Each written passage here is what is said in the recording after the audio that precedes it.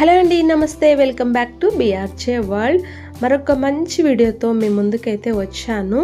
ఇప్పుడు మనం చేసుకోబోయే పేస్ట్ ఉన్నదనుకోండి ఇంట్లో, నాన్ వెజ్ కర్రీస్ అయినా సరే, వెజ్ కర్రీస్ అయినా సరే చాలా తొందరగా చేసుకోవచ్చు అనమాట. అల్లం వెల్లుల్లి పేస్ట్. ఈ పేస్ట్ 1 మంత్ అయినా సరే, 2 మంత్స్ అయినా సరే మనం ఈ పద్ధతిలో చేసుకున్నాం అనుకోండి నిల్వగా ఉంటుంది. చాలా సింపుల్ ఈ పద్ధతి చేసుకోవడము.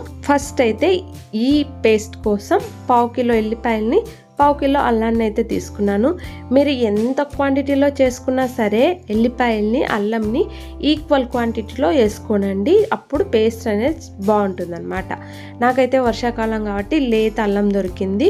దీనిని చక్కగా ఇసుకంతా పోయేంత వరకు వాటర్లో క్లీన్ చేసుకొని క్లాత్ తోటి తడి అనేది లేకోకుండా తుడిసి ఫ్యాన్ కింద ఒక 10 మినిట్స్ ఆరబెట్టుకున్నాను. మీకు ముదురుది దొరికిందనుకోండి అల్లము, దాన్ని లైట్గా పీలప్ చేయండి, ఎక్కువ తొక్కైతే తీయకండి.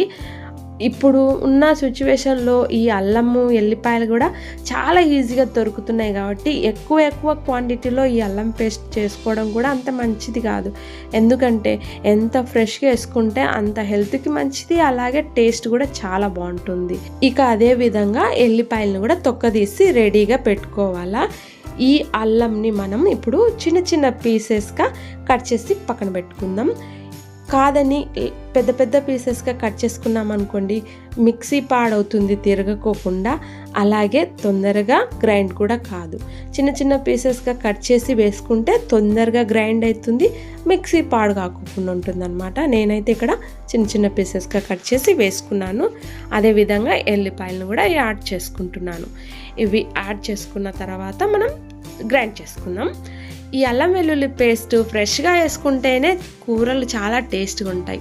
మనకి తొందరగా కావాలి, టైం లేదన్నప్పుడు ఇలా అల్లం వెల్లుల్లి పేస్ట్ చేసి రెడీగా పెట్టుకున్నాం అనుకోండి తొందరగా చేసుకోవచ్చు కూరలు. ఇక ఇవన్నీ కూడా కలిపేసి నేను 1/2 ఎల్లిపాయలు అల్లంని ఒక గిన్నెలో తీసి పక్కన పెట్టుకున్నా. ఎందుకంటే ఇప్పుడు కొన్ని ఇంగ్రీడియంట్స్ కలుపుదాం. పసుపుని వేసాను 1 స్పూను, అలాగే 3 స్పూన్స్కి కొంచెం తక్కువ సాల్ట్ని వేసుకున్నాను అనమాట. ఇంతేనండి. ఇంతకాడికి ఇంకా ఏమేసి స్టోర్ చేసుకోవాల్సినంత అవసరం ఏం లేదు. ఇవే పాడు అస్సలు కావు ఫ్రిడ్జ్లో పెట్టుకుంటే ఈ పేస్ట్ అనేది. ఇక మిగతా పీసెస్ కూడా వేసేసి చక్కగా ఇప్పుడు మనం గ్రైండ్ చేసుకుందాము. ఈ గ్రైండ్ కూడా మనం మొత్తం పేస్ట్ లాగా, పూర్తిగా పేస్ట్ లాగా చేసుకున్నాం అనుకోండి అస్సలు బాగోవు కూరలు. ఈ అల్లం వెల్లుల్లి పేస్ట్ కచ్చాబచ్చాగా ఉంటేనే, మరీ కచ్చాబచ్చాగా కాదు, ఒక విధంగా ఉంటేనే, ఇప్పుడు వీడియోలో చూపిస్తుంది కదా ఈ విధంగా ఉంటేనే కూరలు చాలా టేస్ట్గా ఉంటాయి. ఈ పేస్ట్ అనేది నిలవగా ఉంటుంది, చాలా బాగుంటుంది, అసలు పాడు కాదండి. మనం ఫ్రిడ్జ్లో పెట్టి స్టోరేజ్ చేసుకుంటే, నా దగ్గర ఒక గ్లాస్ బాటిల్ అయితే ఉంది. మీకు నచ్చిన బాటిల్లో మీరు వేసి ఫ్రిడ్జ్లో స్టోరేజ్ చేసుకోనండి. నేను ఈ గ్లాస్ బాటిల్ నా దగ్గర 2 ఇయర్స్ నుండి ఈ అల్లం వెల్లుల్లి పేస్ట్కే వాడుతున్నాను అనమాట, జామ్ బాటిల్. ఇందులో నేను మొత్తం వేసాను.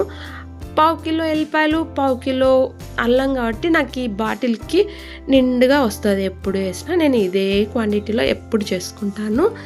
ఒకవేళ నాకు అప్పటికప్పుడు దంచి వేసుకోబోద్దేంది అనుకోండి, అప్పటికప్పుడు దంచి కూడా వేసుకుంటా టైం ఉంటే. లేదంటే గిన ఇలా పేస్ట్ చేసుకున్నా, టైం లేనప్పుడు ఈ పేస్ట్ని యూజ్ చేసుకుంటా. నాకు 1 మంత్ కూడా ఒక్కొక్కసారి రాదండి, తొందరగా అయిపోతుంది. ఇలా యూజ్ చేసుకొని మనం ఇప్పుడు ఫ్రిడ్జ్లో స్టోరేజ్ చేసేసుకుందాం. ఫ్రిడ్జ్లో మనకు డీప్ ఫ్రిడ్జ్ ఉంటుంది కదా, దానికి ఎదురుగా ర్యాక్లో పెట్టుకున్నాం అనుకోండి మనకి పాడు కాకుండా ఫ్రెష్గా టేస్టీగా ఉంటుంది ఈ అల్లం వెల్లుల్లి పేస్ట్ కూరలలో. మీరు కూడా ఇదే విధంగా ట్రై చేయండి. వీడియో నచ్చితేనే మీరు లైక్, షేర్, సబ్స్క్రైబ్ చేసుకోండి. మరొక మంచి వీడియోతో మీ ముందుకైతే వచ్చేస్తాను. బాయ్ అండి, అంతవరకు.